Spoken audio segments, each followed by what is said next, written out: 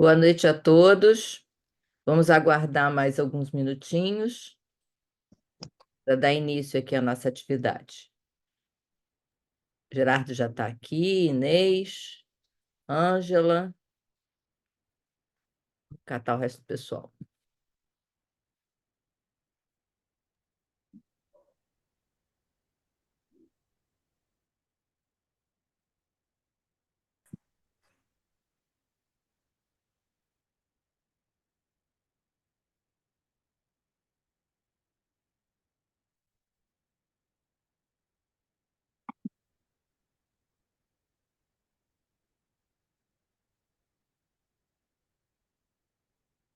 Marcelo ainda não chegou, nem o Jesus. Vamos aguardar mais um pouquinho, tá?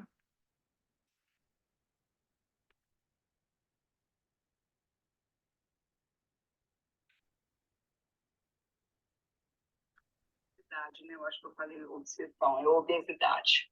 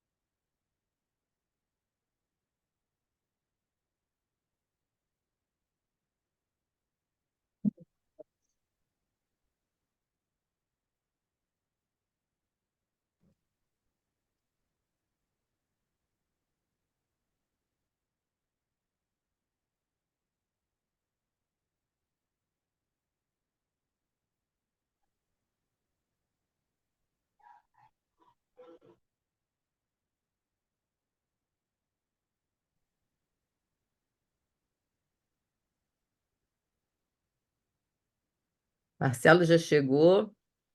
Oi, pessoal. Tudo bom, Marcelo? Acredite se quiser, eu estava em outra live, saí e vim direto para cá. De live em live, chega-se lá, né? Você é das redes, né, Marcelo? Eu sou da rede de saúde mental da EBP. E das lives também. Que bom, né? Viva, viva, né? Viva. Deixa eu te falar, como você, dá tempo para eu pegar uma água aqui na minha cozinha? Porque estamos aguardando os Jesus Ah, ainda. maravilha. Então eu volto. Na Não, Bahia, eu tenho que dizer volto já. Não sei se você sabe, aqui já já demora mais que já. Se o garçom diz que vai te trazer a cerveja já, ela aparece. Se ele disser entrego já já, esqueça que a cerveja não vai aparecer. Então, volto já. por favor. No México tem três gradações. Tem a hora, a horita e a horitita. A hora quer dizer pode ser. A horita, não estou pensando em fazer isso. E a horitita é jamais. Está ótimo. Está ótimo.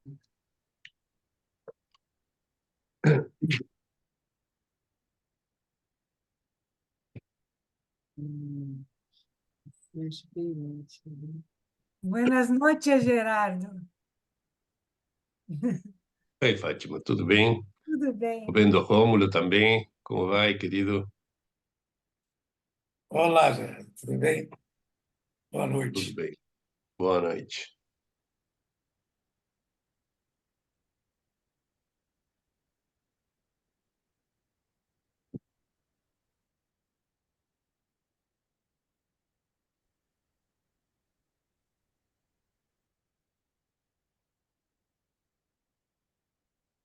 Aqui somos todos cristãos. Estamos aguardando a chegada de Jesus.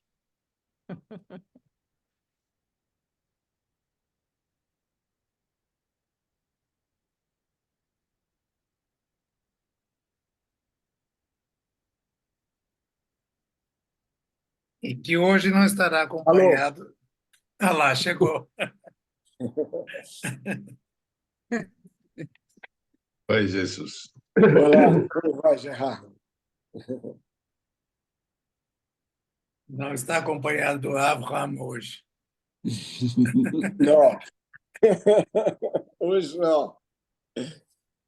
Bom, agora só vamos aguardar o já já do Marcelo, né? Ah, o Marcelo foi pegar uma água. O que que quer dizer isso? A gente não sabe, né? O já já é mais demorado. Mas ele O já falou é já mais já, não, ele rápido. falou já. Ele falou que era já.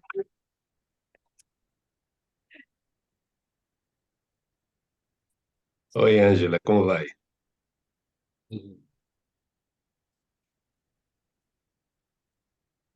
Tá, não tem som ainda. Agora vi. Boa noite, Geraldo. Boa Gerardo, noite. bem? Bem. Que bom.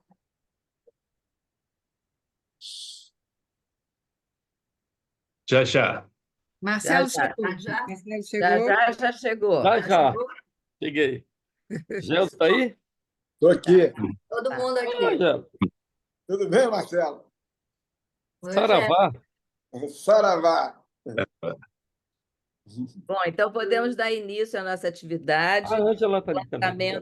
o lançamento do livro do Gerardo Arenas, El Sentido del Síntoma, que está à venda na livraria online da EBP.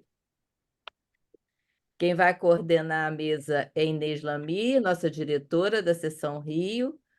Gerardo vai fazer uma breve apresentação, depois Marcelo Veras, Jesus Santiago e Ângela Batista vão fazer os comentários. Tá bom? Boa noite para nós. Boa noite. Pois é, boa Boa noite. Uma atividade da diretoria de biblioteca, a diretora de biblioteca é Ondina Machado, e é uma atividade aqui da Seção Rio. Bem-vindos à Seção Rio, mesmo que seja online, né? A princípio, estamos na Seção Rio, né? Então, o lançamento do livro do Gerardo Arenas, que está aí, a capa é muito bonita, está no cartaz, e está à venda, né? No próprio cartaz diz como compra, não sei se também vão colocar aí no chat. Então, o livro é o sem sentido do sintoma, né? E pelo que eu entendi, é uma série de retoquecitos, né? Que tem o Freud sem o princípio do prazer, Lacan sem o princípio do prazer, tem esse livro, e o capítulo final, que é super interessante, e o capítulo final ainda se chama Continuará. Então, vamos ver o que ainda vem por aí, tem muitos livros publicados, e como a Undina falou, a gente vai. Primeiro, o Gerardo vai apresentar um pouco a ideia do livro, né? Até porque tem gente aqui que ainda não leu, ainda não comprou, certamente comprará depois do debate de hoje. E aí, a Ângela Batista vai ser a prata da casa, aqui da Seção Rio, vai ser a primeira a fazer os comentários. Depois, Marcelo e Jesus, não sei se vocês têm preferência, quem vem antes, quem vem depois. Unidunité, posso sortear aqui, né? Então, então, a ordem é essa: primeiro Gerardo, depois Ângela, e depois, vamos ver aí, Marcelo, Jesus, aí a gente vê. Então, tá, vamos começar, Gerardo, pode falar. E, por favor, todo mundo tira. Eu mudei para um idioma. Eu, hein? Não mudei para idioma nenhum. Todo mundo. Não, eu estou em português. Que estranho, pareceu que eu mudei de idioma. Coisa mais estranha. Entendi. Bom, Boa Mas noite, eu gente. em português, pode ficar tranquila. então, quem não for falar, por favor, tirem o som, ou a gente vai ter que mutar, porque geralmente a minha experiência é a seguinte: lei da implicância universal. A pessoa que deixa o microfone ligado e não está falando, aparece um som ambiente, toca um telefone, alguém fala do outro lado, é impressionante, é inevitável. Então, é claro que depois todo mundo vai poder, quem quiser falar, depois do Gerardo, Ângela, Jesus e Marcelo, todo mundo vai poder. As pessoas que quiserem participar, é só levantar a mãozinha e eu vou estar aqui atenta. Então, vamos lá, Gerardo, pode falar. Tudo bem, obrigado. Quero agradecer primeiro aos colegas da EBP Rio, e, em particular você, Inês, e a Ondina, a diretora da biblioteca, por ter feito possível esse encontro. Também os convidados, Ângela Batista, Jesus Santiago, Marcelo Veras, por ter aceitado o convite. Bem, pediram-me para apresentar os pontos principais do meu livro, mas spoiler alert me inclinou a contar-lhes a sua história. Faz uns 10 anos me pediram traduzir a terceira conferência ditada por Lacan em Roma no ano 1974 para a revista lacaniana de psicanálise, da EOL, esse aqui, número 18. E essa tradução depois saiu também nesse livro, que eu acho que vocês também têm, Nos Confins do Seminário, a terceira, etc. E enquanto eu traduzia essa conferência,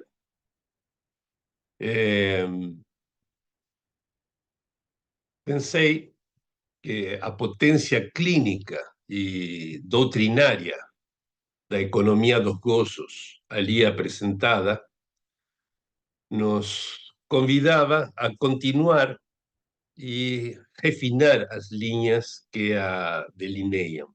¿Sí? Inclusive porque Lacan ele diz na terceira que ele tinha feito umas 66 páginas, se não me lembro, e não teve tempo de expor nem a metade delas. ¿Sí? Então, como continuar o trabalho que ele interrompeu em 1974? Então, foi isso que eu fiz no ano seguinte ao meu seminário. ¿Sí? Estudar a continuação dos desenvolvimentos feitos por Lacan ali na terceira e resumí os resultados, publiquei num livro que se chama de Passos, esse aqui, Passos hacia uma economia dos gozos, que é principalmente um comentário da terceira e uma continuação das propostas de Lacan na terceira. E, como sempre, quando eu começo a investigar alguma coisa nova, eu sempre começo por Freud.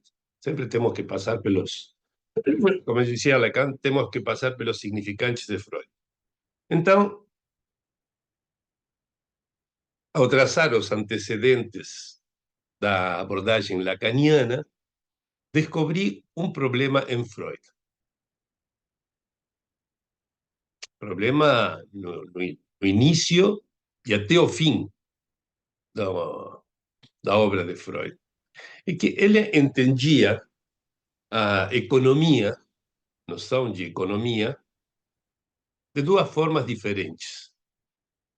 A primeira é como uma conservação de quantidades, como quando a gente fala de conservação de energia, por exemplo. Não? A economia quer dizer que quando as excitações diminuem, umas excitações diminuem, outras devem se incrementar para que o total fique constante, ¿sí? Conservado. ¿Sí? Esse é um sentido da economia. Mas também ele entende economia como poupança, como princípio de prazer. Quer dizer que todas as excitações devem diminuir. Então, como é que é isso? No primeiro sentido, quando umas diminuem, outras devem se incrementar. No segundo sentido, todas devem diminuir. Não pode ser as duas coisas ao mesmo tempo. Então, para resolver os problemas que a incompatibilidade entre ambas as concepções acarretava, Freud optou por reter o princípio do prazer, corrigindo-o por meio de uma lei, 120, e sacrificar a conservação, outro sentido da economia. Eu acho que foi uma decisão errada. E deixei registro disso no meu livro, esse da economia dos gozos. Poderia ter feito a outra decisão, manter a noção de economia como conservação e deixar cair a noção de economia como princípio de prazer. Mas, por outro lado, a terceira, a Conferência de Lacan, apenas se harmoniza com uma economia conservadora, o primeiro sentido. Porque fala de uma economia dos gozos, não no sentido da poupança de gozos, mas no sentido de uma conservação do total. Sim? Se tem uns gozos que são incrementados, outros devem ser diminuídos para que o total fique constante. Essa é a ideia do nodo Borromeu dos gozos apresentado por Lacan, terceiro. Então, no ano 2019, final do ano, pouco antes do começo da pandemia, apresentei nas jornadas da EO um trabalho para dizer que, ao falar em psicanálise do princípio de prazer, comportámonos como quem fala do buraco na camada de ozônio invocando o flogisto. Tem alguma coisa errada no uso do princípio de prazer. Então, sugeri erradicar o princípio de prazer e as suas implicações, em vez de manter esse princípio com a adição do seu além do princípio do prazer. Bom, isso deu começo a um debate muito interessante que ia se continuar no ano seguinte, mas chegou Covid-19 e não tivemos esse debate. Então, teve que fazer o trabalho mais sozinho, assim, e em 2020 estudei o que resta, o que muda, o que cai na obra de Freud, se esse axioma do princípio do prazer for retirado. E um ano depois fez a mesma coisa com o ensino de Lacan. Sim? Então, reuni os resultados dessas explorações nesse livro que a Inês falou, de Toquecitos, esse aqui, que estuda Freud sem princípio de prazer, e depois, o ano seguinte, novos retoquecitos, que é Lacan sem princípio de prazer. No ano 2021 e 2022. Como gesto do trabalho desses 2 anos, foi um interesse crescente das pessoas que falavam comigo sobre esses assuntos, extrair as consequências clínicas relacionadas ao sintoma, ao inconsciente, à transferência, principalmente. E isso me levou mais um ano de trabalho para extrair as consequências. E é isso o que foi organizado nesse livro que hoje estamos falando, Sem Sentido do Sintoma. Então, é uma trilogia resultante, formada por retoquecitos, nuevos retoquecitos e o Sem Sentido do Sintoma, que contém uma maneira diferente de pensar a clínica psicanalítica e muitas de suas noções. Vocês poderão julgar se ela introduz mais vantagens que desvantagens ou não. A partir de uma sugestão de Ondina, que falei muito nesses meses, estou fazendo traduzir agora este livro ao português. Seria a primeira vez que faço isso com um livro meu. E provavelmente a versão esteja pronta esse ano. Então, para deixar a palavra aos convidados, só quero dizer que a lembrança do jeito que eles têm de acolher o novo foi o que me fez pedir-lhes que leiam meu livro para conversar hoje. Obrigado. Passo a palavra aos convidados. Tá ótimo. Muito obrigada, Gerardo. Então, agora vamos escutar a Ângela Batista. Ângela? Sim.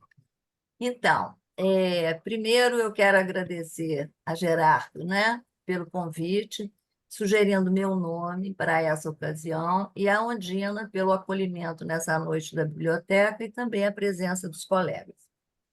Gostaria de iniciar meu comentário dizendo que esse tema sempre foi sempre teve um motivo de muito interesse, né, por mim, para mim, pela proximidade do limite da interpretação quanto ao incurável do sintoma. Bom, Gerardo, me esforcei muito na leitura do seu livro. Espero poder contribuir. Vou fazer algumas considerações iniciais e depois eu vou fazer duas perguntas que eu colhi a partir da leitura, né, dos casos clínicos, para a gente começar uma conversa. Então, seu livro parece interrogar sobre o que pode ser nossa prática quando reformulamos o laço entre sintoma inconsciente e transferência. Para o meu comentário dessa noite, pensei inicialmente nas variações do sintoma que oscilam da significação à satisfação, com o conceito de gozo do sem sentido do gozo aí implicado. Clica no verde. Estão ouvindo? Não, né? Uhum. Gerardo coloca o sintoma como objeto de pesquisa em Freud e em Lacan, considerando uma dimensão do sintoma como uma elaboração singular do sujeito, portanto, de uma forma singular, como cada um sofre de sua relação com o gozo. Eu achei isso muito importante.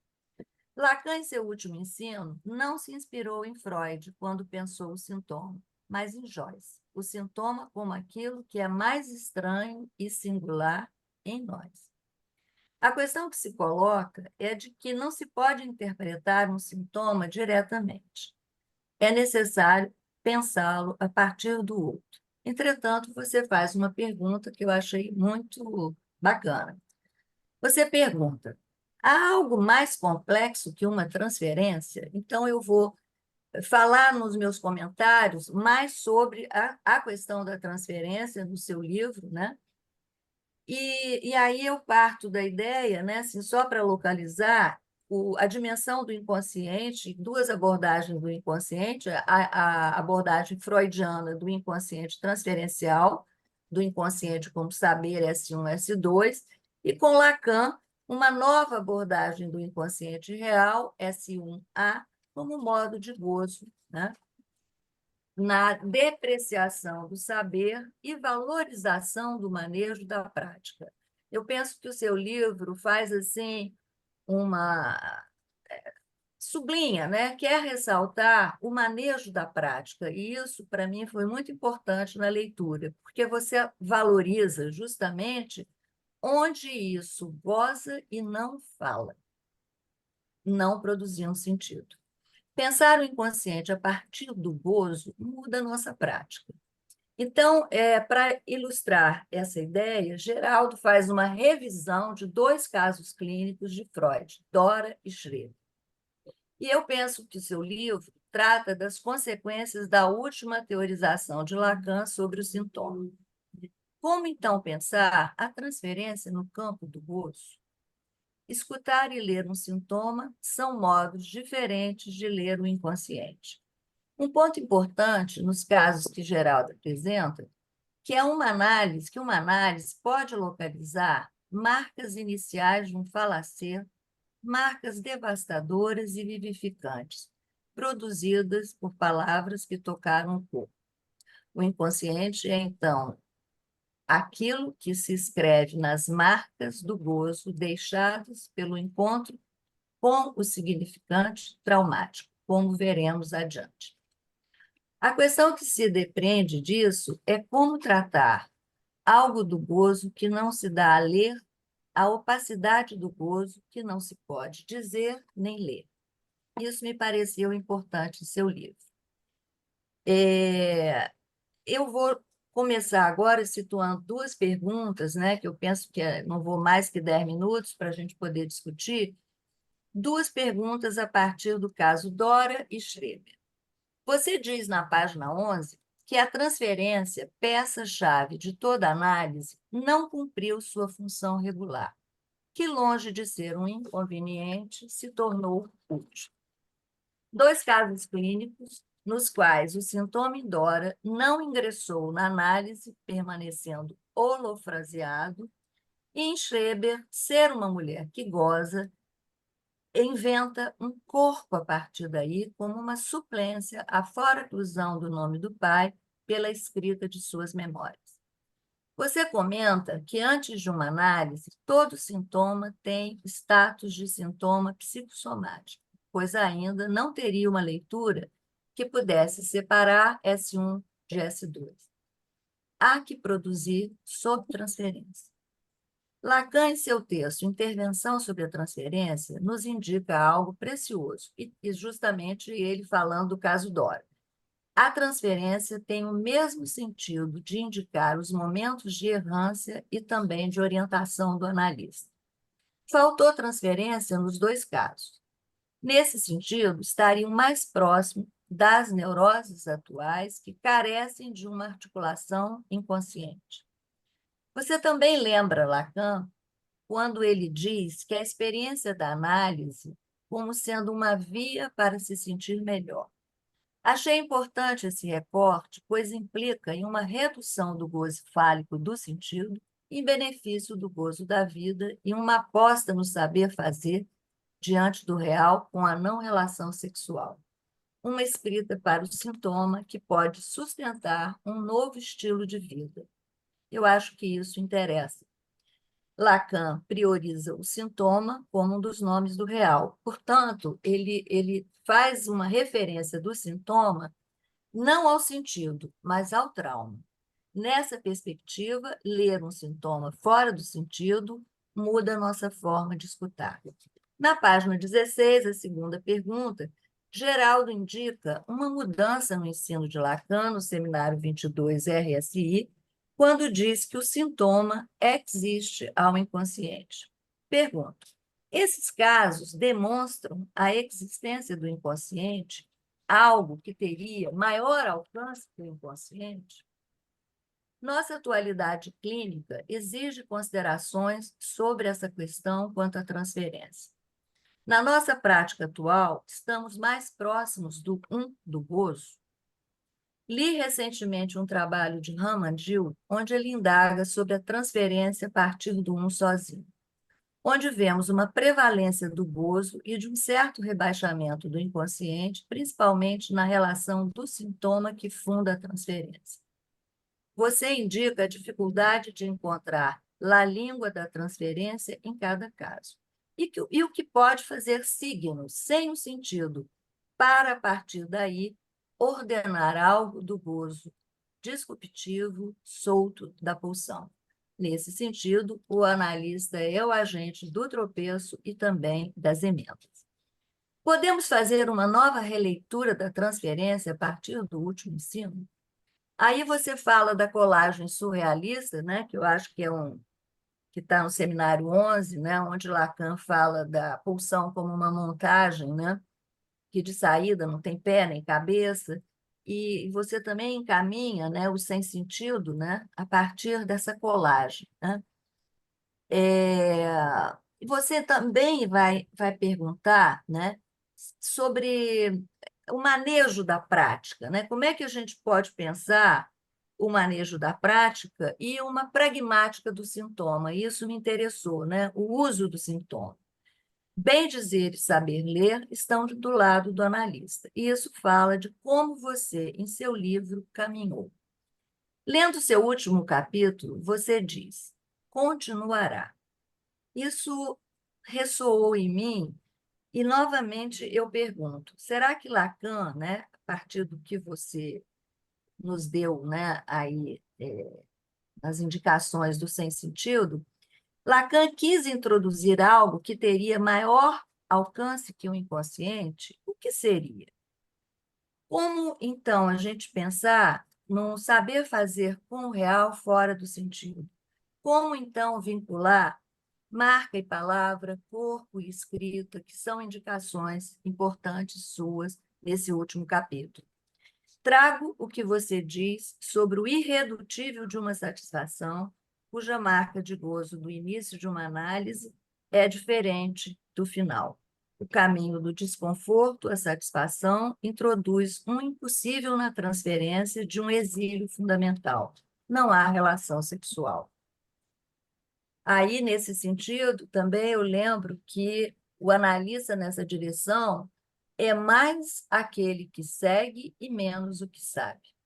Desse modo, o sem sentido do sintoma é o mesmo que o incurável.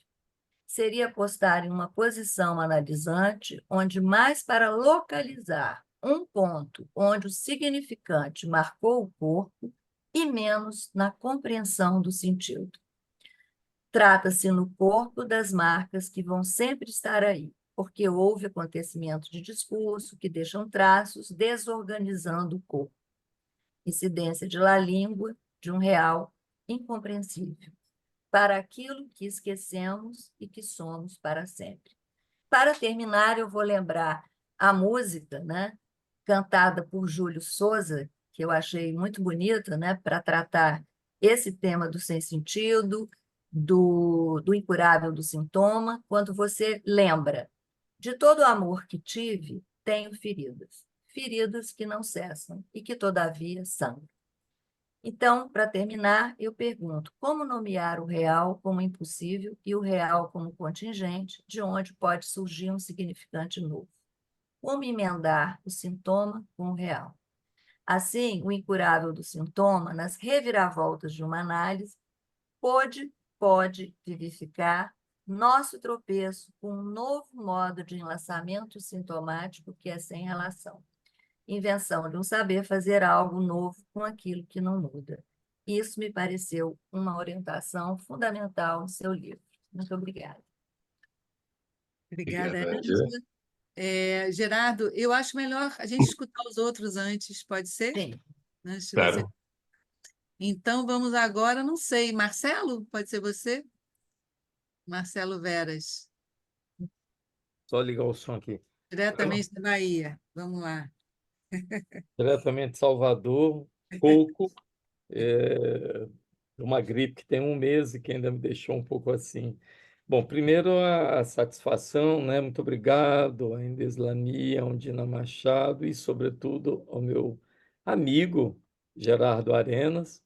Aprendemos, né, a nos conhecer, eu acho que isso foi com o tempo e, sobretudo, com uma transferência também não só de amizade, mas de saber. Ou seja, eu escuto, eu leio Gerardo, a ponto de pensar o seguinte, Gerardo, que inicialmente são esses livros que compõem uma trilogia, mas isso é uma obra inteira. Então, quando você for para a Pleiade, você vai ter que juntar tudo isso, porque a gente sente, por exemplo, e você diz isso, né, que um livro remete ao outro, as suas referências de um livro estão no outro. Então, é praticamente um livro para ser lido com os outros dois. Assim, é fundamental isso. Eu já li um deles, o Retoquecitos 1, não fui ao 2, ao de Lacan.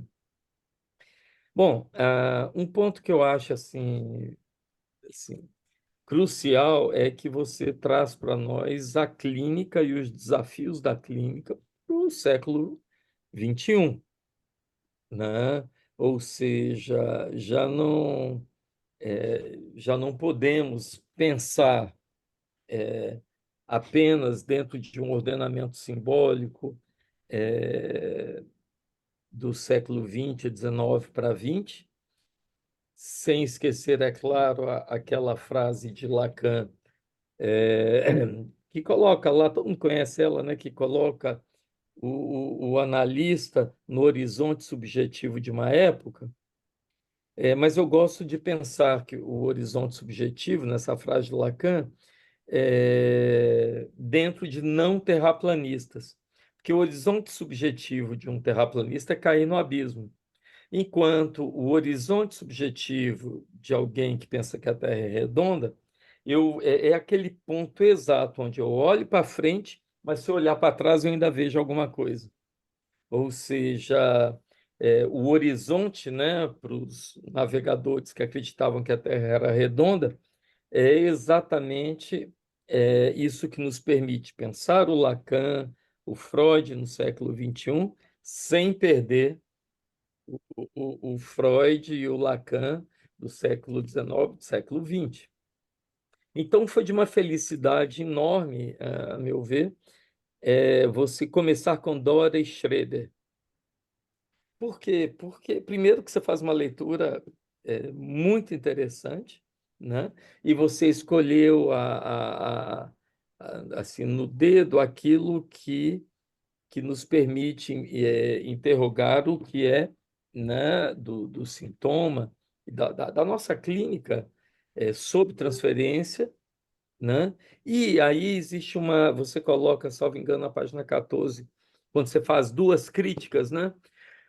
Uma, você vai dizer que você se autocritica, você vai dizer que escolheu Dora e Schreber, mas que há uma crítica, que é a falta de atualidade. Daí a necessidade de pensar os casos sob uma perspectiva mais atual, na psicanálise que implica na clínica do S de Abarrado, ou seja, um outro momento, né? Que não há aquele outro consistente. E depois você diz assim: escolher dois casos, Dora e Schreber, em que a transferência é problemática.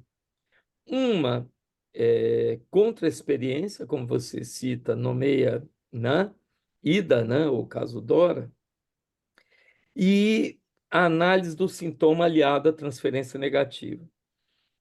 E eu acho isso interessante, muito interessante, Gerardo, porque quando a gente acompanha o modo como Lacan pensa, por exemplo, não as paixões do ser, mas as paixões do falacer, o Henrique Lohan comenta isso muito bem, no fundo, a transferência é sempre negativa, porque o ódio é primeiro ao amor, né? Então, é uma báscula, é uma bússola nova para a gente pensar, né? E que, é claro, é difícil para os analistas não se sentirem tão amados, mas odiados, mas é algo que eu acho que é importante. Ou seja, no fundo, há essa pergunta, né, que você faz, né, que é o que ocorre com o sentido e o discurso quando há e quando não há a metáfora paterna. Isso eu acho que é importante porque você fala de uma maneira clara que mesmo aqueles que estão começando, né, tem um eco aí, aqueles que estão começando, ainda entrando, né, pela psicanálise, entendem isso muito bem, né? Ou seja, de uma maneira muito clara. Eu acho que isso é muito interessante. Obviamente também, como a Ângela falou, é muito importante e complexo até, essa noção de existência do sintoma.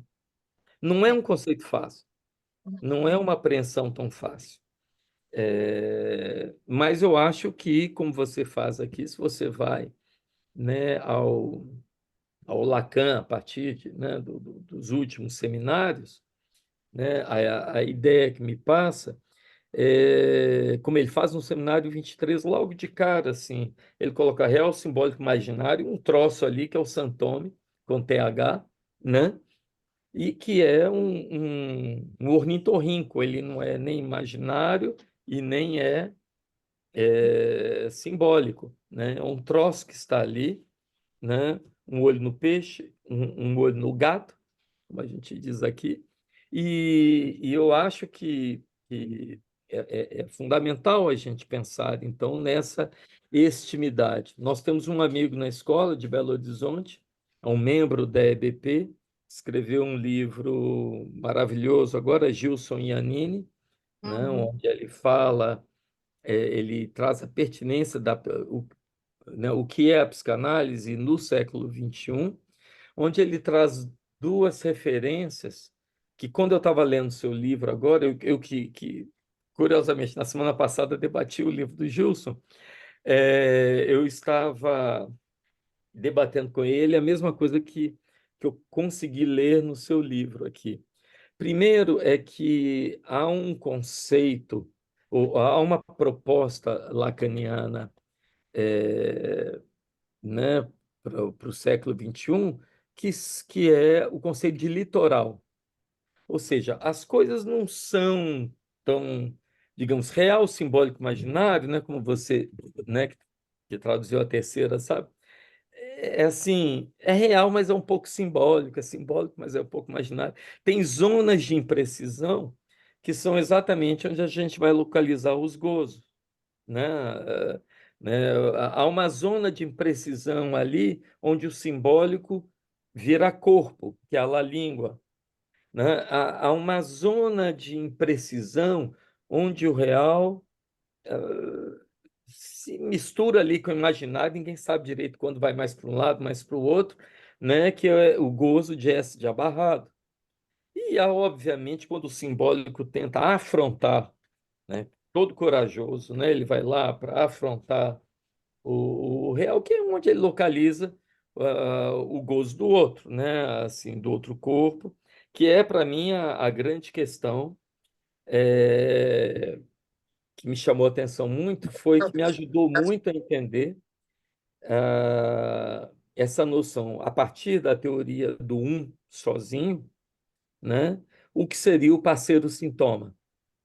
Me deu vontade de reler o curso né, do Miller, do parceiro sintoma, né?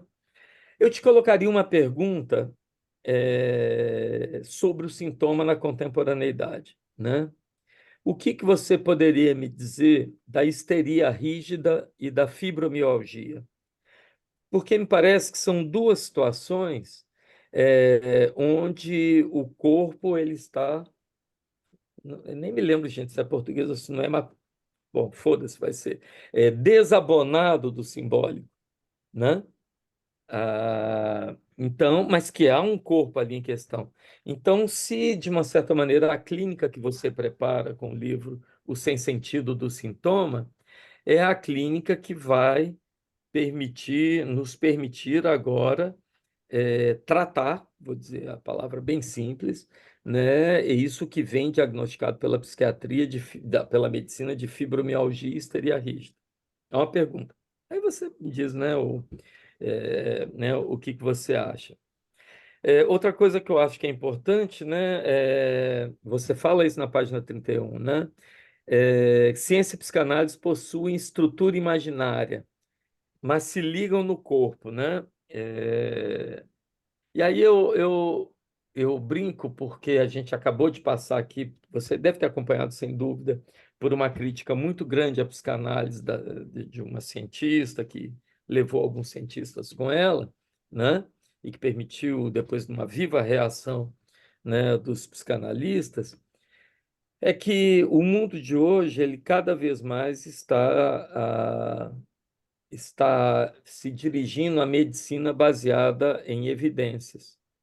E eu penso que o seu livro aponta para exatamente o que é uma medicina baseada no que não é evidente que é o inconsciente.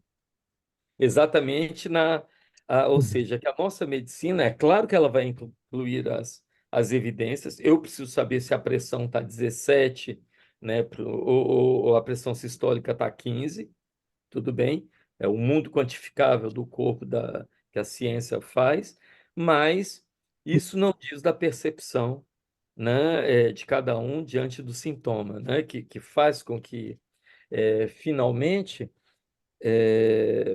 é muito curioso, porque eu tive que me dedicar a isso numa plenária que estava uma pessoa que você e alguns colegas nossos conhecem bem, que é Patrícia Moraga, uma moça, assim, uma psicanalista lá da Argentina, porque estavam juntos numa plenária sobre a reiteração do gozo. E aí eu te pergunto se o sintoma que você propõe no livro é reiteração ou repetição. E se você faz uma diferença entre repetição e reiteração. Eu acho que você tem a resposta, né? Mas eu vou te deixar lá. E, é claro, pensando na semiologia possível a partir da sua proposta do livro, eu não pude deixar de me lembrar de um comentário do Millet. Aliás, ele comenta uma entrevista do Lacan, né? Você certamente conhece, onde ele faz a distinção entre a maladie de la mentalité, ou seja, a doença da mentalidade, e a doença do outro. E aí ele vai fazer uma diferença, o Miller, né, dizendo que a doença da mentalidade é onde ele inclui Joyce, e a doença do outro é onde ele inclui Schreber, né? Eu achei isso muito interessante, porque me veio à memória imediatamente, né, quando eu estava lendo, né, o que você estava falando, né? E que finalmente você traz, que eu acho que é muito importante, de uma maneira muito clara, ou seja, é um livro que dá para a gente levar para os institutos, né, para aqueles que estão se formando em psicanálise, a importância de pensar a distinção entre inconsciente transferencial, né, inconsciente real, né, onde ali fica o S1 e a letra, e com uma possibilidade de leitura, né, que eu penso, né? Então, assim, eu isolei do seu livro dois pontos nevrálgicos que eu acho que instigam o psicanalista no século XXI. Primeiro é pensar na Unheimlichkeit do sintoma, né? E que foi traduzido também pelo nosso amigo Gilson por infamiliaridade do sintoma, né? Ou seja, o sintoma tem algo, se eu entendi bem a partir, você vai, né, poder responder isso, se o sintoma a partir dessa clínica, você mesmo chama a segunda clínica de Lacan, se não o sintoma seria sempre infamiliar. Só que ele é um infamiliar que não causa o aspecto de estranheza, né? A relação entre familiaridade e sintoma é de que uma digamos, deixa um traço persecutório com relação ao outro, e que no sintoma, essa infamiliaridade vira simplesmente uma externalidade, uma coisa que escapa aos três registros. E aí muda bastante, né, se a gente pensa assim. Na página 105, deixa eu ver se foi 105, deixa eu abrir aqui, que eu rabisquei umas coisas. Assim, você falou algo que eu gostei muito, eu vou te explicar por quê. Você diz assim, é por isso que eu não sei se eu sei traduzir bem não, viu? Eu espero o seu livro traduzido para eu entender. É, por isso, não parece logrado um fim de análise, não parece que se chegou a um fim de análise aquele testemunho que se apega à história, já que o sujeito ainda confunde com sua singularidade. Eu achei isso genial. Ou seja, na história, o sujeito pensa que é um erro, né?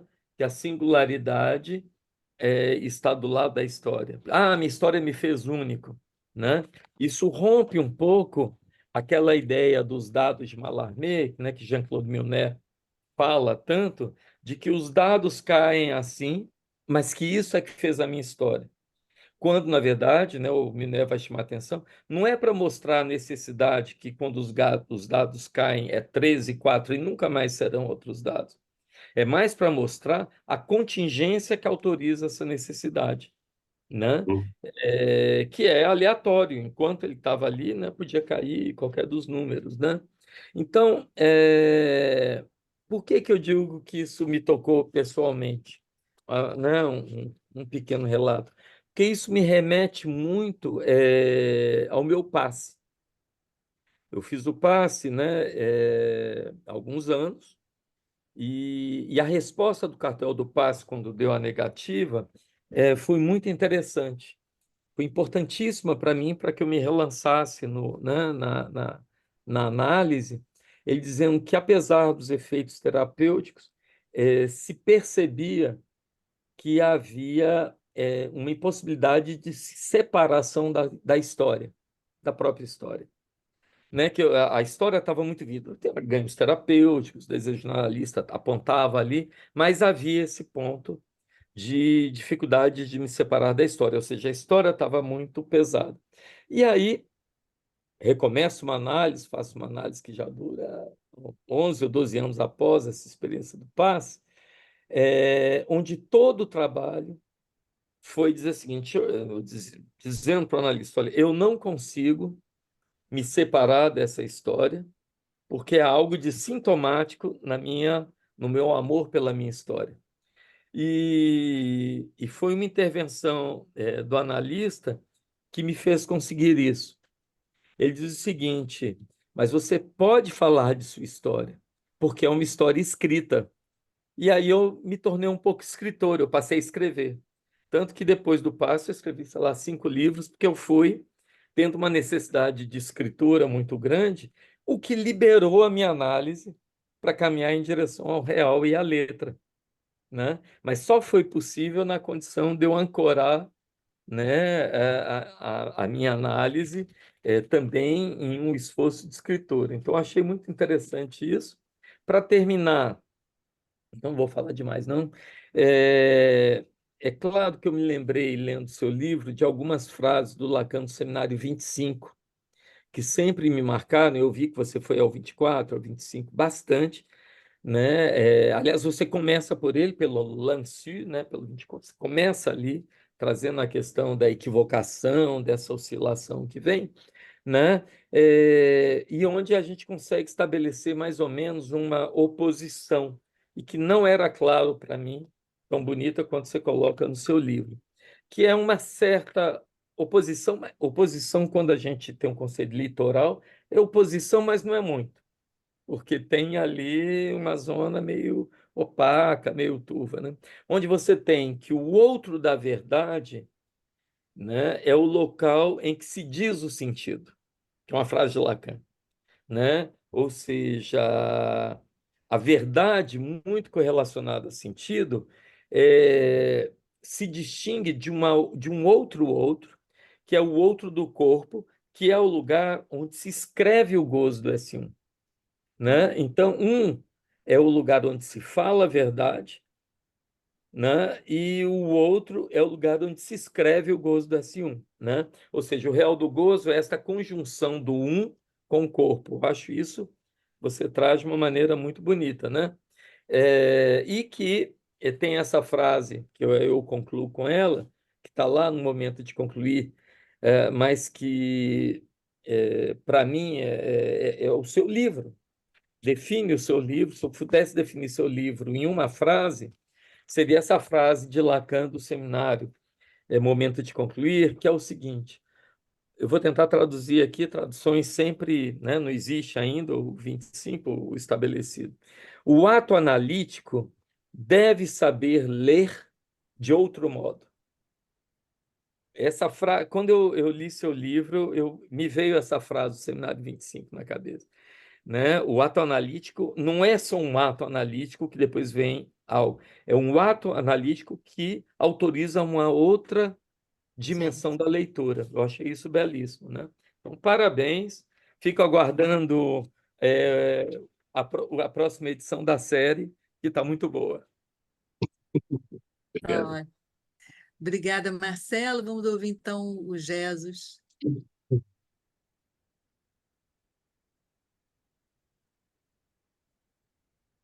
Onde está ele? Jesus está aqui. Jesus Você está sem está... som, Jesus. Liga aí o som. Liga o som. Está me escutando? Sim, sim. Pode Eu falar. queria agradecer à Seção Rio, da Escola Brasileira, a Ondina, a Maria Inês e ao Gerardo Arenhas por esse convite. Para mim é um prazer poder discutir, comentar sobre a leitura desse livro que me gerou uma série de questões, não é? É um prazer também estar aqui ao lado do Marcelo Veras e da Ângela Batista para discutir as grandes teses, vamos dizer, que esse livro gera, não é? eu vou eu vou restringir meu comentário a 3 pontos. O primeiro é o que diz respeito à singularidade do sintoma, não é?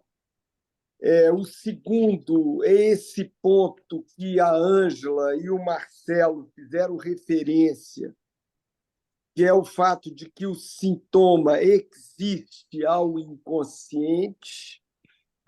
E, por último, o ponto que mais me interessa, o segundo ponto eu vou deixar de lado. Eu acho que a Ângela já disse coisas que são bastante pertinentes sobre esse tema. O terceiro ponto seria o sintoma como aparelho de leitura, coincidindo aí um pouco com a ideia do Marcelo de alguma maneira, traduzir esse livro por essa frase do Lacan, não é? De que o ato analítico deve ser lido de outro modo. Não é? O Lacan estava aqui se referindo à questão da transferência, não é? Estava ali desenvolvendo uma crítica à ideia da transferência como sujeito suposto saber, e ele lança essa ideia da leitura, desse saber ler de outro modo, que eu acho que o livro nos ensina a esse respeito. Bom, então, o primeiro ponto. Eu entendo que o livro, Gerardo, ele se inicia com um ponto que me parece crucial até para o próprio desfecho do tratamento dessa questão de extrema atualidade em nossa prática, que é o sem-sentido do sintoma.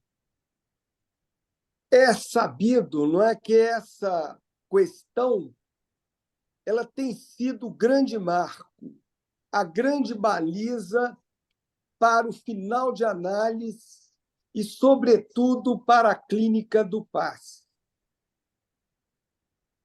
Quando eu digo que o livro se inicia com um ponto crucial, eu me refiro à questão do que é indissociável no sintoma, a saber, as relações entre forma e sentido. Você mesmo afirma isso.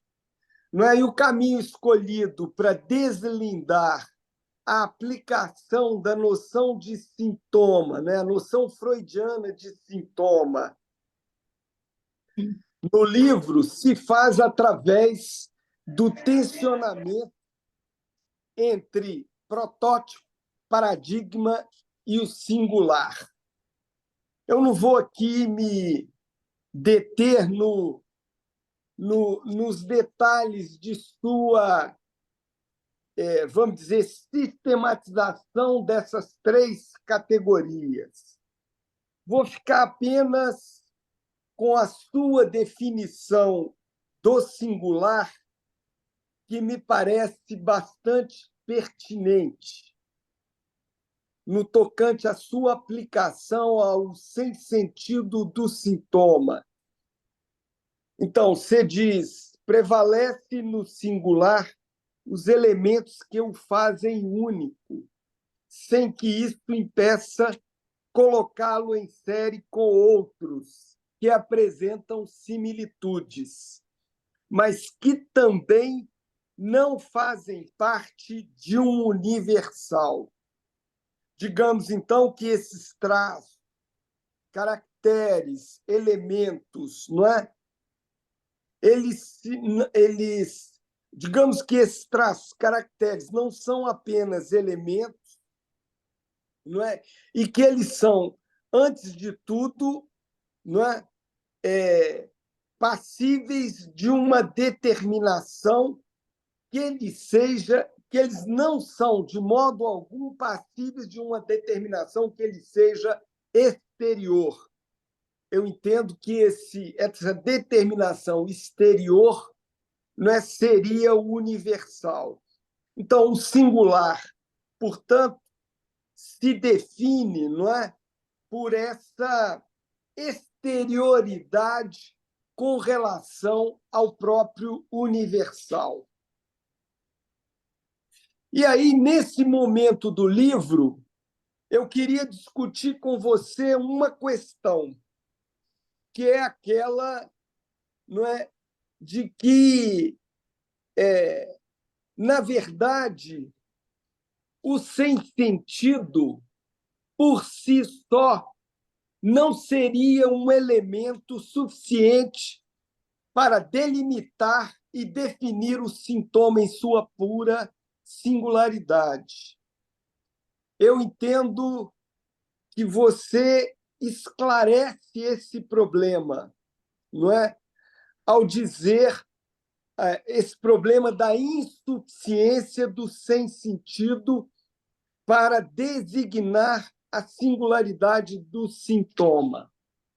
Na página 44 do seu livro, você assinala que o sintoma é uma invenção singular e, logo após, você reforça essa ideia de que o singular é o estilo de nossos laços libidinais que, de alguma forma, apenas se especifica com o nosso recurso dos 3 registros RSI.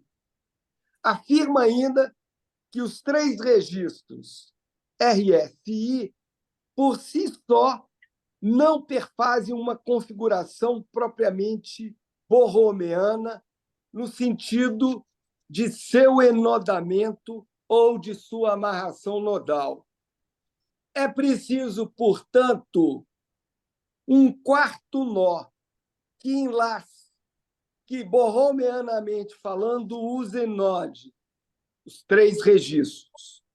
Isso quer dizer que aquilo que confere singularidade ao sintoma é o quarto nó, tendo em vista que somente ele é capaz de lidar com o lado inassimilável, com o lado sem sentido do sintoma. Você estaria de acordo com essa leitura de que o que define a singularidade de um sintoma é um quarto nó, é o quarto nó? Eu queria esclarecer ainda mais, à luz do seu próprio livro. Para que um quarto nó tenha lugar numa configuração subjetiva dada, é preciso levar em conta o que Lacan destaca no seminário 23, questão assinalada pelo Marcelo Veras há instantes. A questão de ter a forclusão ou não ter a forclusão. Não é? O Lacan, no seminário 23, discute essa questão a partir de uma conceituação ou de uma distinção da forclusão, dizendo que, no caso do Joyce, o que nós teríamos é uma forclusão de fato. Ele distingue a forclusão em geral de uma forclusão de fato. Isto não quer dizer, portanto, que o sintoma singular, não é, só tem lugar em sujeitos em que há esse efeito forclusivo sobre o fator de amarração do pai. Então, defender a tese de que a singularidade está no lugar do quarto nó não quer dizer que a singularidade é atributo apenas de casos onde há forclusão de fato. Na verdade, nós deveríamos de pensar que a invenção singular do sintoma em sujeitos que foram capazes de ir além do pai, ela é totalmente factível, não é? Em sujeitos que, portanto, foram capazes de saber fazer uso desse além do pai via um sintoma com TH. Então, essa é a minha primeira pergunta. Se não haveria no seu livro uma ideia de que a singularidade do sintoma tem muito a ver com o quarto nó.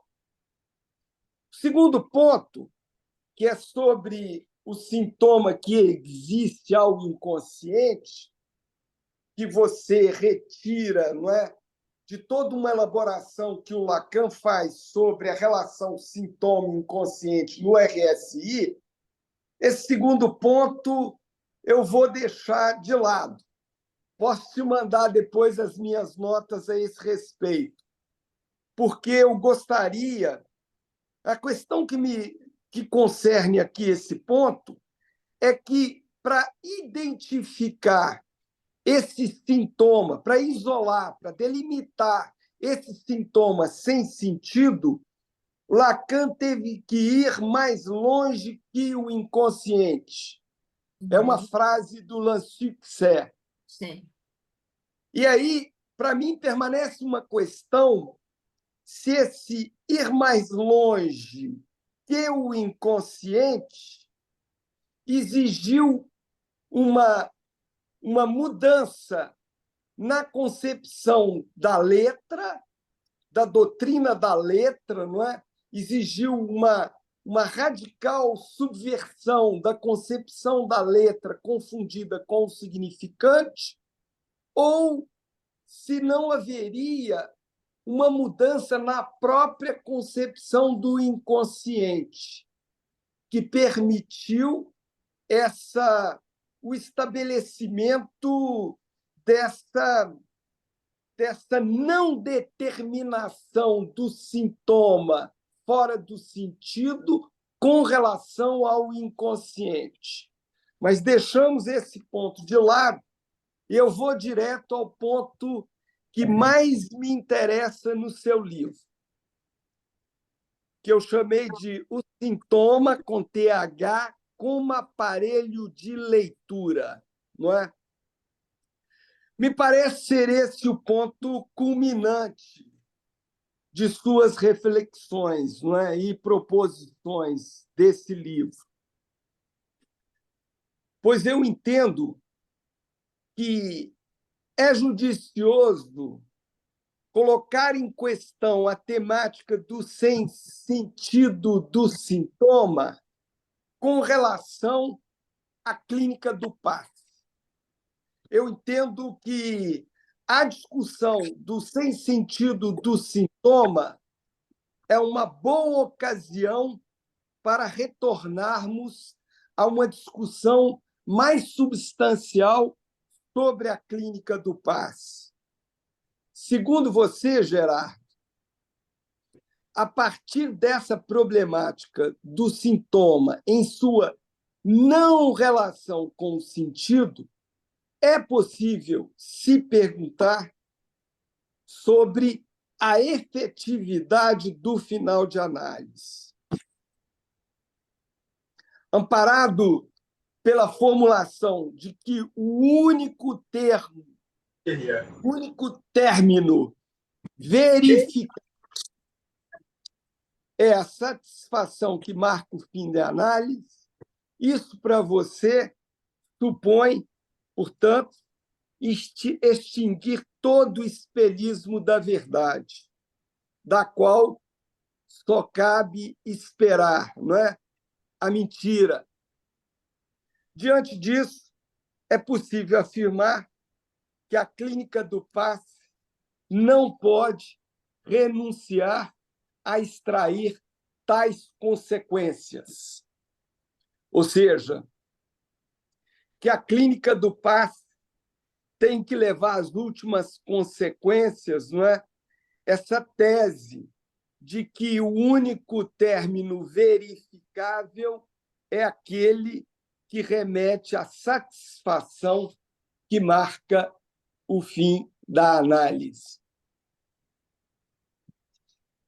A mais importante, para mim, consequência de seu livro aponta de que um final de análise não parece ter sido exitoso quando o AE é uma referência, faço referência aqui também a uma colocação do Marcelo, não é?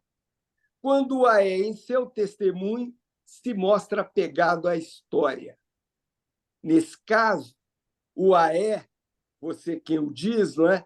Confunde a história, tua história, com a singularidade. Está na página 105 do livro. Nesse sentido, o AE, que se arrisca a testemunhar, deveria se valer o mínimo possível de sua história. Você quem o diz, considerando que ela é a história, não é uma fonte privilegiada dessa força do sentido em sua existência.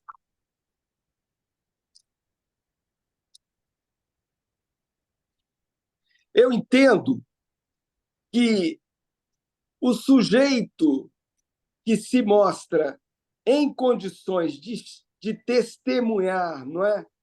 A redução do real, do gozo, que foi possível ser feita ao longo do seu percurso de análise, que esse sujeito está realmente confrontado com as verdades mentirosas, não é? Ou seja, que as verdades, como você mesmo afirma, põem à prova esse mínimo da história, não é? Do sujeito, que, em última instância, consiste na tal da historização da análise, e, de modo algum, na história do sujeito. Estou inteiramente de acordo com você. Nesse momento do livro, aparece algo que me parece ser bastante original. No momento de concluir, portanto, precisamente na página 106, você afirma: temos feito alguma contribuição à fundamentação do sintoma como aparelho de leitura. Devo dizer-lhe que jamais vi em textos de Lacan, ou mesmo de Miller, de Laurent, uma referência ao sintoma como aparelho de leitura. Normalmente, concebe-se a leitura do lado do ato analítico. E, por consequência, o sintoma é alvo da leitura empreendida pela prática analítica. Nesses termos, o sintoma aparece preferencialmente como o que se escreve das experiências do sujeito com o real e, se se quer defini-lo como aparelho, ele se apresenta habitualmente como um aparelho de escrita. Sob uma outra ótica, se tomarmos o sintoma sob o ângulo do fora de sentido, se considerarmos que essa vertente do sintoma equivale ao que Freud formula como restos sintomáticos, esses restos se apresentam, como se sabe, como indecifráveis. Se são restos concebidos como produtos da extração do longo trabalho de redução da análise sobre a causalidade do sintoma, isso quer dizer que, no transcurso da experiência, é preciso tempo para se atingir a esse fora de sentido do sintoma. Logo, o estar fora de sentido deve ser tomado como signo de que, nesse momento da experiência, o sintoma não é passível de decifração. Por não ser decifrável, Lacan imputa-lhe o valor de um saber fazer. Porém, eu pergunto-lhe, se esse aparelho de escrita, na sua forma de sintoma, com TH, será que você não tem toda a razão de dizer que esse sintoma com TH extraído ali ao longo da experiência, ele não termina se tornando, para o analisante, fez a passagem para o discurso analítico, um fator de leitura mais além do inconsciente, um fator de leitura dos tropeços, desventuras, impasses, ainda suscetíveis de ter lugar na sua existência de sujeito. Enfim, gostaria que você pudesse falar mais dessa faceta do sintoma com TH que constitui essa sua proposição de que o sintoma com TH ele está mais além do sintoma como escritura, como escrita, que ele é também um fator de leitura para um sujeito que foi capaz, de alguma maneira, de gerá-lo, não é, como fruto de uma redução de sua dimensão real do gozo. É isso. Tá, muito obrigada, Jesus. Vou passar a palavra agora para o Gerardo Arenas, para ele, né, a partir aí das considerações dos colegas. Agora, quem quiser falar, a gente não vai ter muito tempo, mas vamos ter algum tempo. As pessoas podem levantar a mãozinha e aqui do Zoom, mas também podem escrever no chat, a Ondina vai ficar atenta ao que o pessoal foi escrevendo, os comentários e tal. Então, vamos lá então, Gerardo, pode falar. Bem, agradeço muito as leituras profundas, detalhadas, incisivas também do meu livro, e as perguntas que me deixam pensando muita coisa, muita coisa. Seria impossível responder todas as coisas aqui, mas eu vou tomar isso, a experiência de hoje, como começo de uma conversa a continuar. O mesmo Jesus já falou disso, que poderíamos falar sobre o segundo ponto da sua intervenção. Então, do que falou a Ângela no começo, quero pegar uma coisa que ela sublinhou sobre o caráter psicossomático, fora de sentido, de todos os sintomas antes da experiência analítica. Porque aí tem uma maneira de abordar resposta de muita coisa que se falou até agora, sobre a relação entre o inconsciente e o sintoma. O que achei de novo, a partir dessa leitura de Freud, de Lacan, sem princípio de prazer, uma pequena inversão da proposta de Lacan no Seminário 22 a respeito do relacionamento entre inconsciente e sintoma. Ela, no Seminário 22, diz que o sintoma existe ao inconsciente. É uma definição do sintoma que pressupõe que tem inconsciente. E daí temos a possibilidade de uma existência do sintoma a respeito do inconsciente. Mas, clinicamente, tem alguém com muito barulho aqui, Mila Souza. Mila Obrigado. Souza, por favor, tira o som. Já está. Digo, na clínica contemporânea, vemos muitas pessoas que chegam com seus sintomas,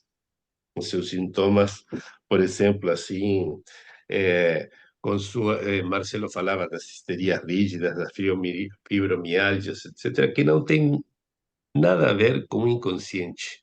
Não tem nem princípio de deciframento, que não tem significantes para decifrar, para fazer assim uma leitura desse sintoma. Então, temos o sintoma e não temos o inconsciente. E a proposta desta inversão, essa pequena inversão, é de dizer que talvez deveríamos pensar não que o sintoma existe ao inconsciente, mas que o inconsciente pode, às vezes, existir ao sintoma, mas nem sempre. Esse é o ponto primeiro. Sim? E como fazemos existir o inconsciente quando não está preparado pelo sintoma? Daí a função que faz um nó entre significante e letra por meio da transferência. Isso é a novidade que Sim. da parte pragmática do meu livro.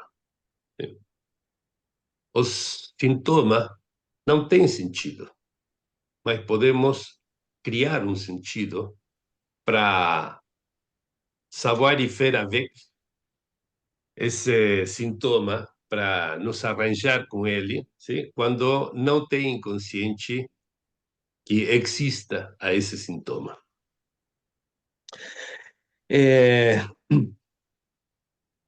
Claro, pensar o sintoma desse jeito, como essencialmente psicossomático,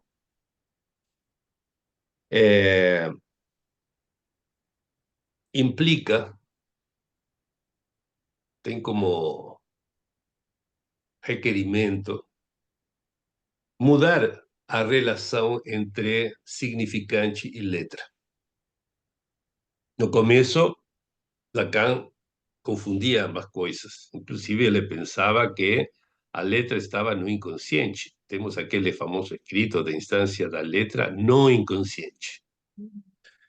E foram precisos muitos anos assim de pensar o relacionamento entre significante e letra para retirar a letra fora do inconsciente e poder propor essa existência do sintoma a respeito do inconsciente. Porque, como disse o Jesus, ali a gente pode pensar um sintoma como função da escritura, da escrita, sim? Tem um significante mestre do inconsciente que é escrito por meio de uma letra, e essa escritura repetitiva é a função do sintoma. Então, se a gente pensa naquela inversão,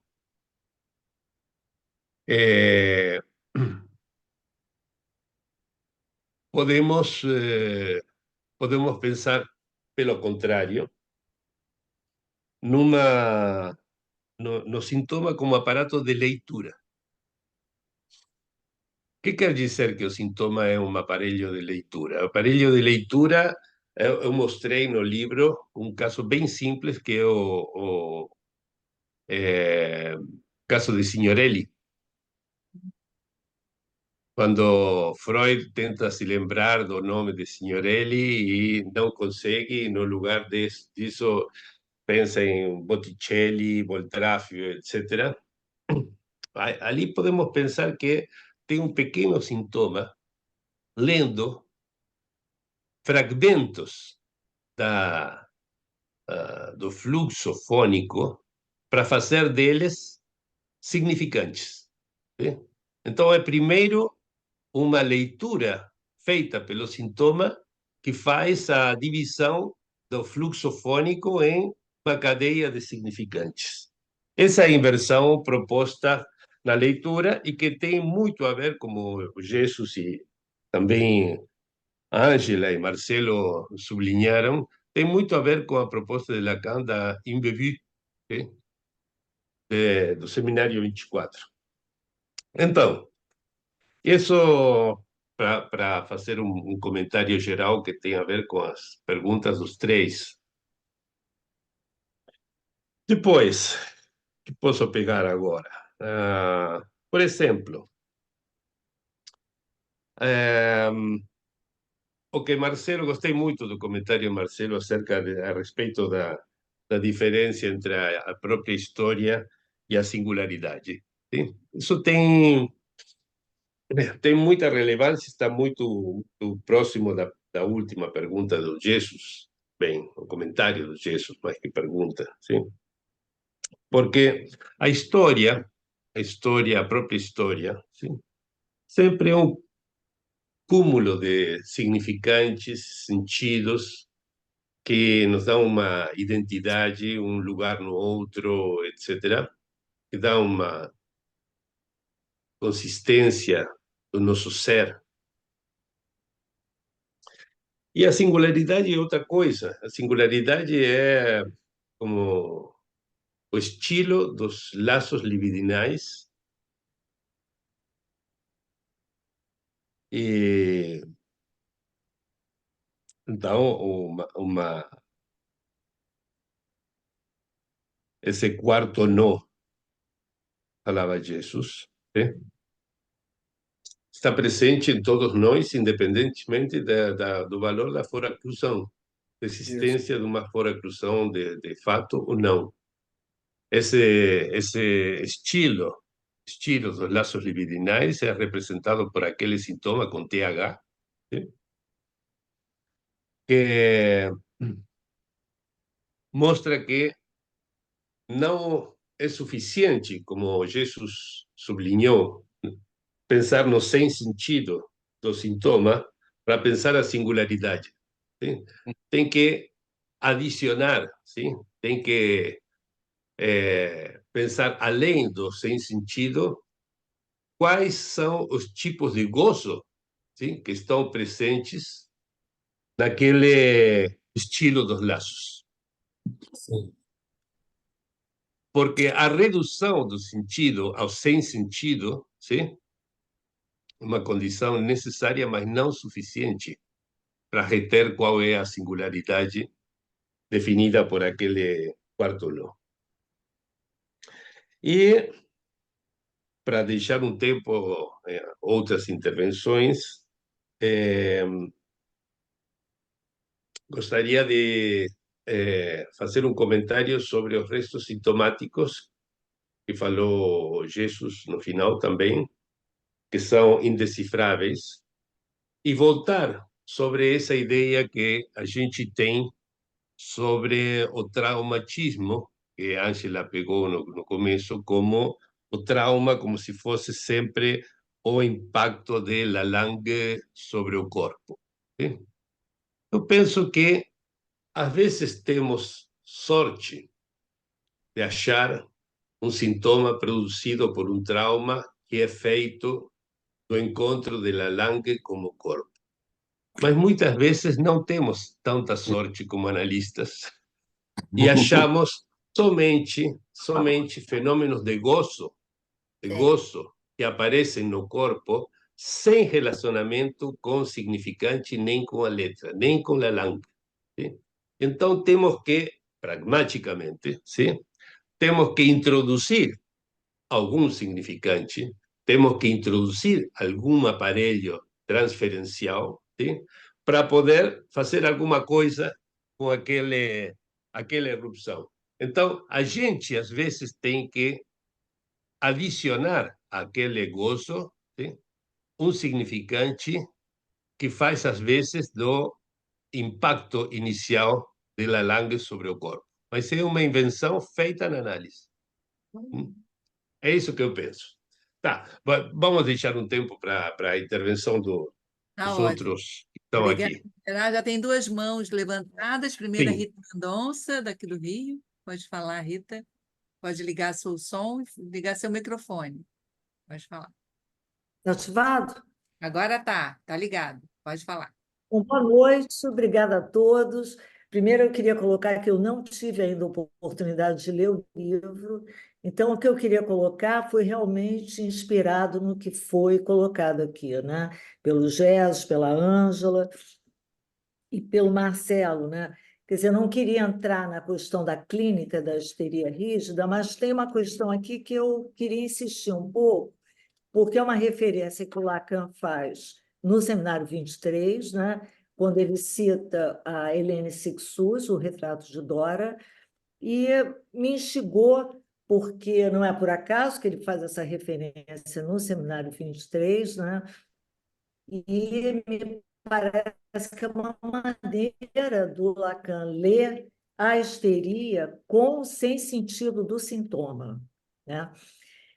Então, eu acho que tem assim, algumas questões aqui importantes que me ocorreram com a fala do Jesus também, que o Lacan pôde extrair, né, da fala da peça, aliás, da Cixous, que seria apontar o limite do real da interpretação, né, esse limite de uma interpretação como algo que está fora da cadeia, né, algo sem sentido, indecifrável, né?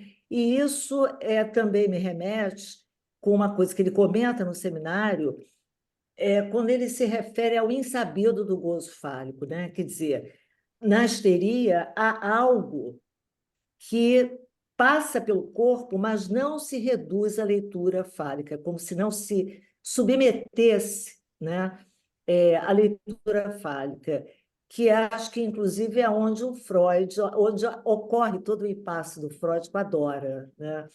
Então, se você puder falar um pouco dessa relação da histeria, né, como um acontecimento, vamos dizer assim, inaugural, como Lacan coloca, que passa pelo corpo, um acontecimento de corpo, né, inaugural, exatamente onde ele vai colocar a histeria.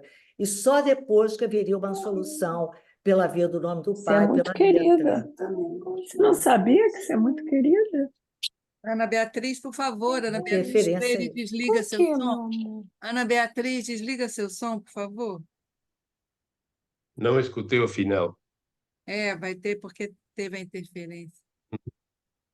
Sim, o que eu estou colocando é o seguinte: como Lacan coloca assim, o fundamento mesmo da histeria como um sintoma, um acontecimento corporal, né, vinculado ao trauma da não relação sexual. Ele coloca a histeria ali, né? Então, eu acho que isso tem desdobramentos também com a questão do passe, né? Com aquele sem sentido que não vai se submeter a nenhuma leitura fálica, né? Eu acho também que a gente poderia se questionar sobre o insabido do gozo fálico para ler esse sem sentido, né? Enfim, mais ou menos isso que me ocorreu. Eu não li o livro, então, só para insistir um pouco, nessa articulação que o Lacan faz no Seminário 23, da histeria, mas lendo a histeria não com o aparato do simbólico, da metáfora, que foi o que o Freud fez com a Dora dele, né? Mas com o sintoma com TH. Não sei se ficou claro, era isso. Tá certo. Samira, obrigada. Rita, Samira, pode ligar seu microfone. Boa noite. Em primeiro lugar, quero agradecer demais esse evento, que aqui comigo está assim, como se fosse uma turbina para a questão que eu sempre tive e que tem a ver com a questão de alguma relação entre Lalande e o Saint-Thomas. Então, eu vou partir desse pressuposto para elaborar minha questão, principalmente através do conceito de existência. Então, se no seminário 23, como o Gerard falou, o Lacan coloca o sintoma como existindo ao inconsciente, no seminário 21, quando ele vai abordar a interpretação pelo equívoco, e que diz de uma equivalência material, né, né, presente no equívoco, ele diz aí de uma existência de Lalande. Então, assim, eu fico pensando que essa sorte que o Gerardo falou aí de análises que pudessem dizer desse Santon, de alguma forma ligado a Lalande, eu penso que seria uma sorte, por exemplo, de se obter uma satisfação, uma nova satisfação, a partir de um som desatrelado do sentido. Uma satisfação que tocasse a esse som desatrelado de uma significação. E que isso, por sua vez, pode se aplicar não somente no ofício do analista, como em outras coisas, enfim. A minha questão é sobre isso, né? Essa ligação aí existente entre Lalande e Santon. É isso. Obrigada, Samira. Gerardo, eu vou agora recolher todas as perguntas, tá? A princípio, a nossa atividade vai até 9h30, mas, pelo jeito, iremos até 10 horas. Vamos lá, Mirta Esbrum. Liga o microfone, Mirta. Tem que ligar o microfone. Tá. Bom, boa noite ao Gerardo. Boa noite. É um prazer estar aqui com os colegas Marcelo, Ângela e todos, e Gesso, especialmente. O Gerardo, o meu não é uma pergunta, teria muitas, é simplesmente algo que quero transmitir para os colegas que talvez não te conheçam, no seu ensino, tanto quanto eu, um pouco, não muito. Porém, eu digo para vocês, os jovens especialmente, que querem estudar, aprofundar com alguns colegas de aula, que são muitos, que a gente pode compartilhar. Durante uns 4 anos, fiz 2 cartéis com Gerardo, e dele, mais um. Então, Gerardo, o que eu valorizo de você e quero transmitir para os colegas é o percurso que eu compreendi no trabalho com você, que foi um percurso, a ver se eu me equivoco, tu me corriges, que foi desde que você foi chamado a traduzir a terceira, quando você parou com um livro que se chama La Economia de los Gozos, e depois retoquecitos, e este que ainda não posso comentar, me parece que é um percurso interessante para ser destacado.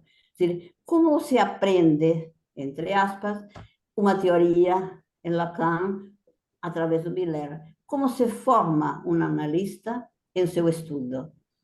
Não sei que você é um doutor, você é um grande percurso, digamos, universitário, digamos, tem suas diplomaturas, mas isso que queria destacar em você e transmitir para os colegas.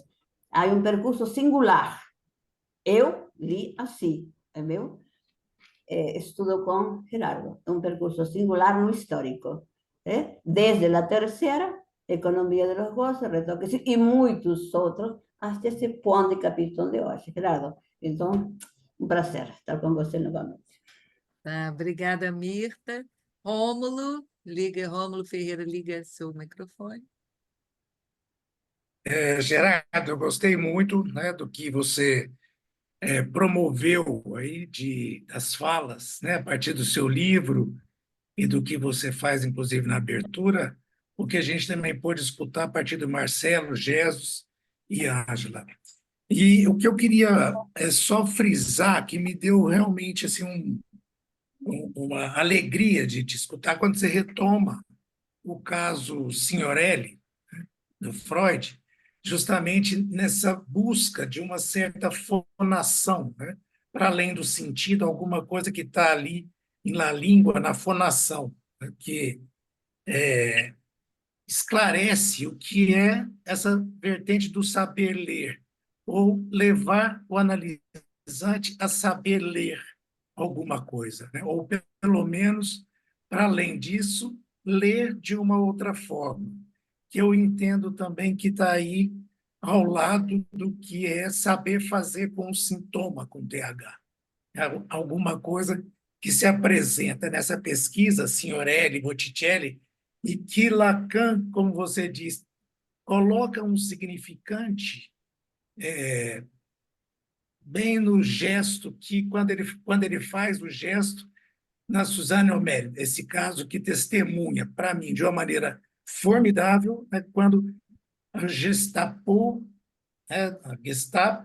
que o Lacan faz uma entonação, né, ele coloca aí nessa fonação do que acordava ela na madrugada, ele faz uma entonação quase, é um neologismo.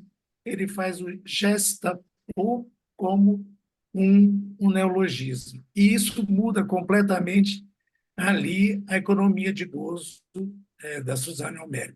Quer dizer, é um caso que todo mundo conhece pelo impacto, né, que tem quando a gente escuta esse testemunho dela. Bom, enfim, só queria destacar isso, agradecer essa atividade, principalmente a Sessão Rio.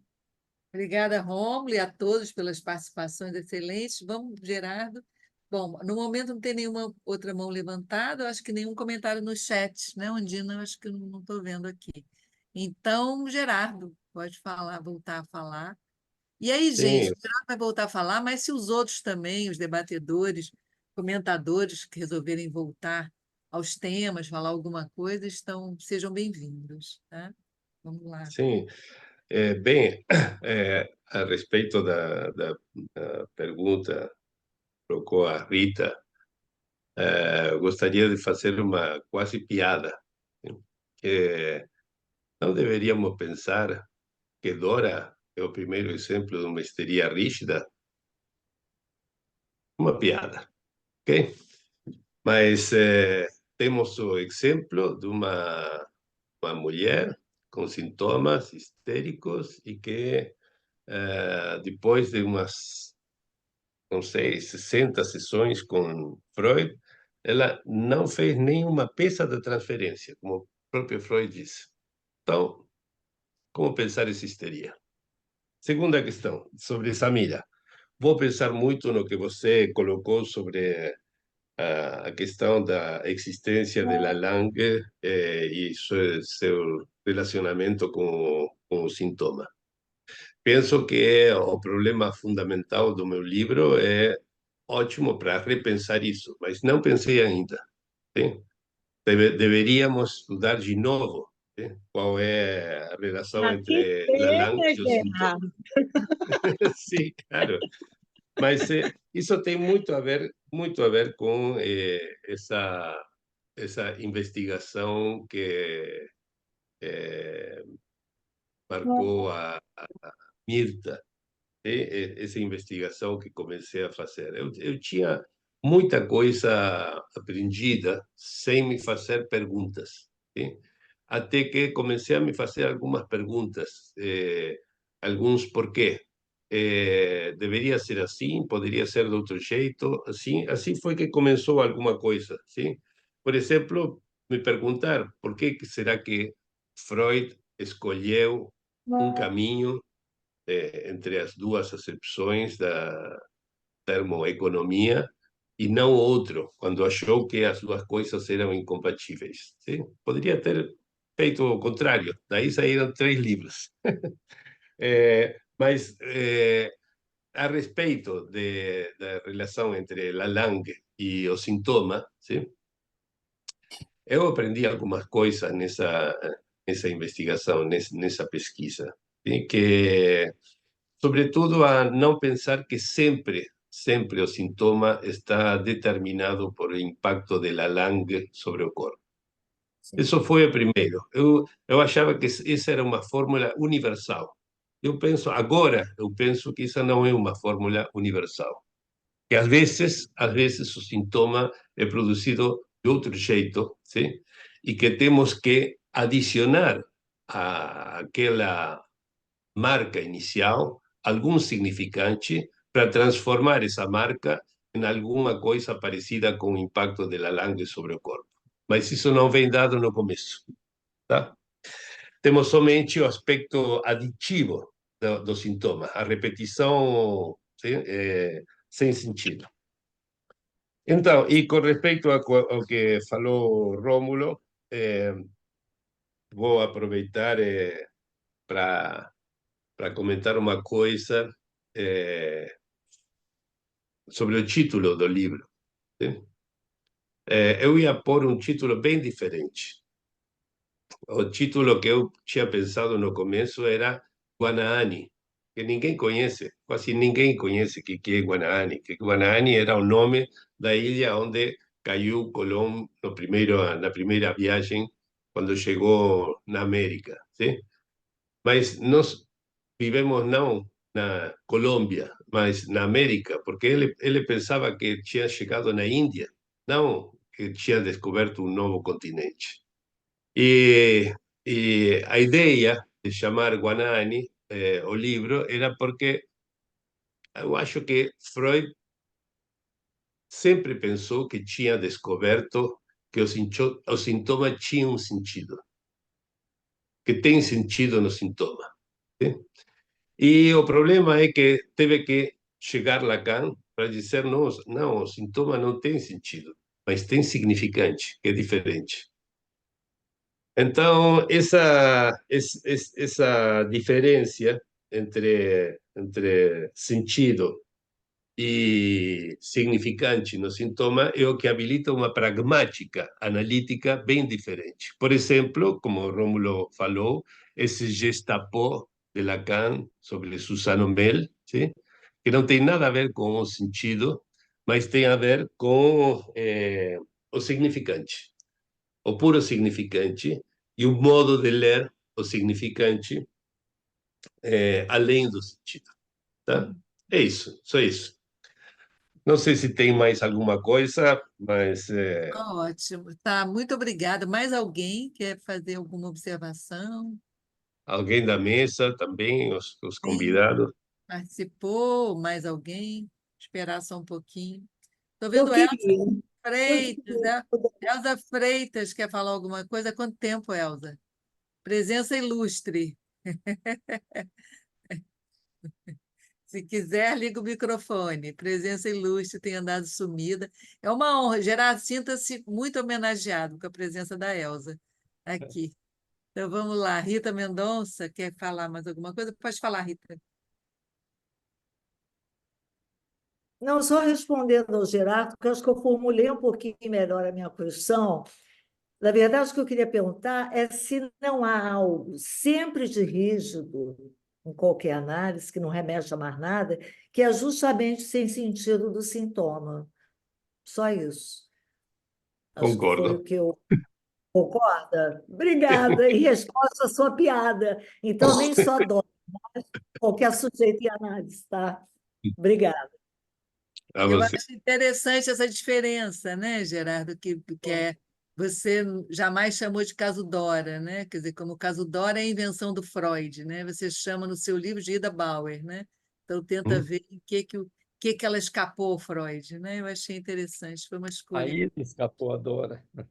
Como é que é? Eu Exatamente. a Ida escapou a Escapou Dora. a Dora é Eu a queria construção. colocar um comentáriozinho para o Sim curto. Temos tempo ainda? Tem. Sim, pode falar. Eu queria que talvez você pudesse falar algo, que é uma pergunta que você se faz no livro, e que parte dessa frase que todos nós conhecemos bastante, do Seminário 22, é que o sentido é o outro do real, né?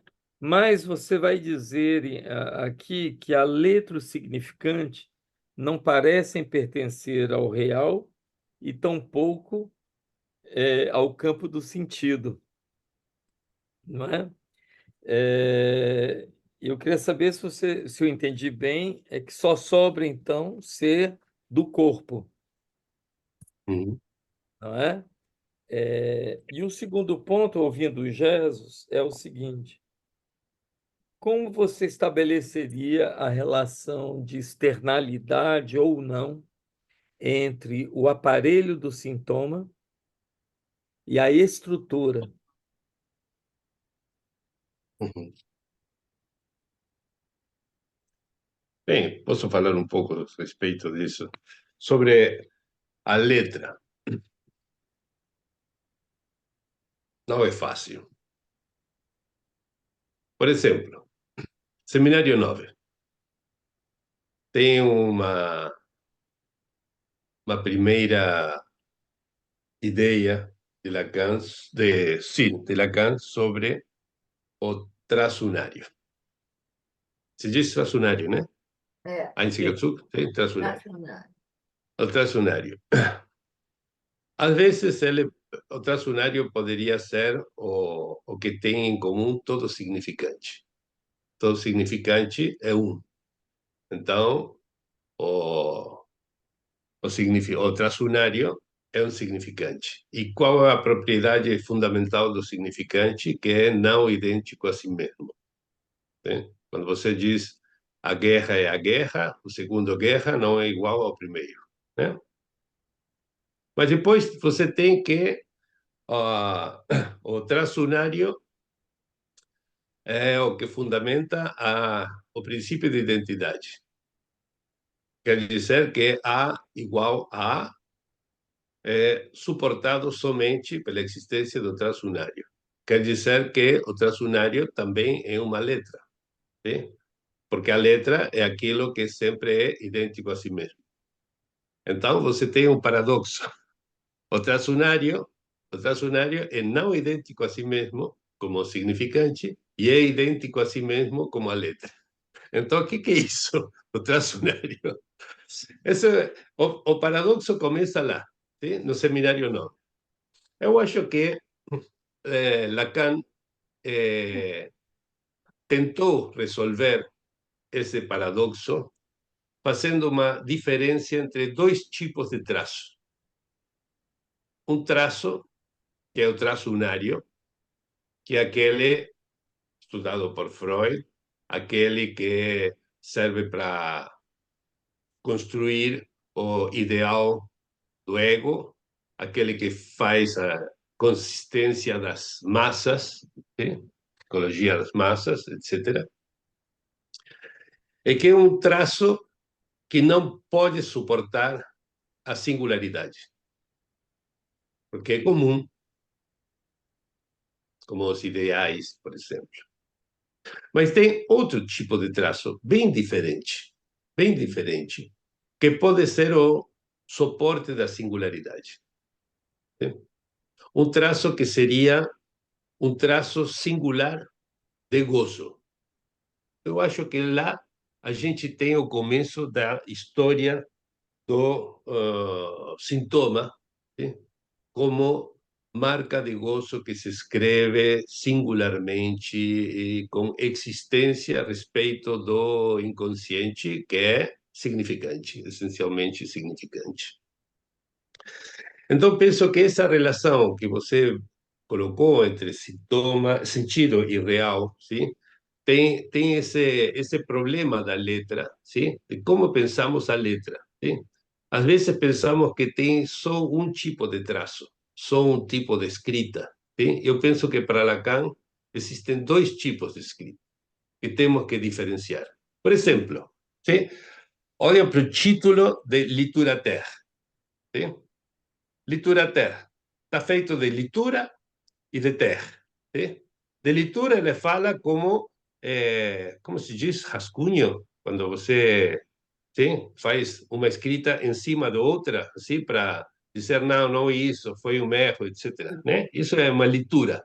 Sim? É Então, rasura, né? A gente chama de rasura. rasura, ok. Quer dizer que, como falava Leonardo da Vinci, é per via di porre. Vamos pôr uma coisa em cima de outra. Ok? Isso é uma leitura. Sim? Mas também tem a terra, que é a referência à Sibéria, sim?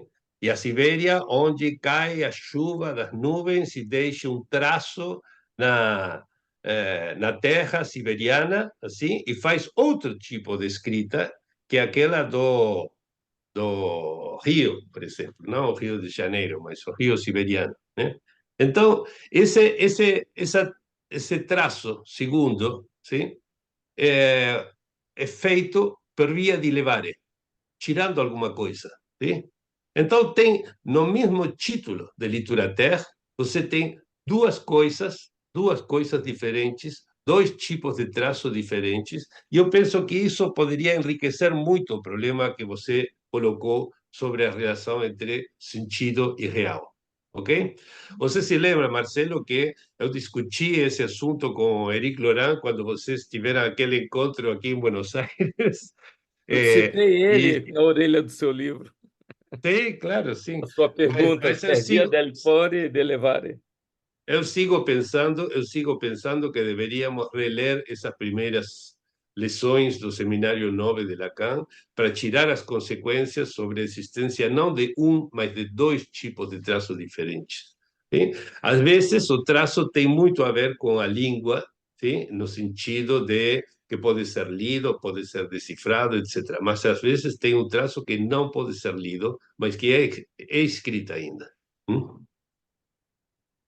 Ótimo. Tá. Mais alguém, Jesus, Ângela? Ou a gente conclui? Já foi uma noite maravilhosa aqui, Podemos concluir. produtiva. Ângela, quer falar alguma coisa? Jesus? Só agradecer muito a Gerardo, foi realmente muito bom ter você aqui com a gente. Aprendi muito. Então, tá Eu ótimo. também. Eu também. Aprendi muito das leituras, das perguntas, que vou ter que pensar muito após essa reunião. Então, agradecemos aqui, a Seção Rio agradece a todos, especialmente Marcelo, Ângela e Jesus, e mais especialmente ainda o Gerardo Arenas, por ter nos trazido aqui o... E vamos bater palmas. Obrigado Axé. pela generosidade. Até a próxima. Até Até a próxima. próxima. Até o livro em português. Isso. Na próxima. Obrigada, Tomara que Angélica. seja. Atividade maravilhosa. Adorei. Muito obrigada. Parabéns. Obrigado a Foi vocês.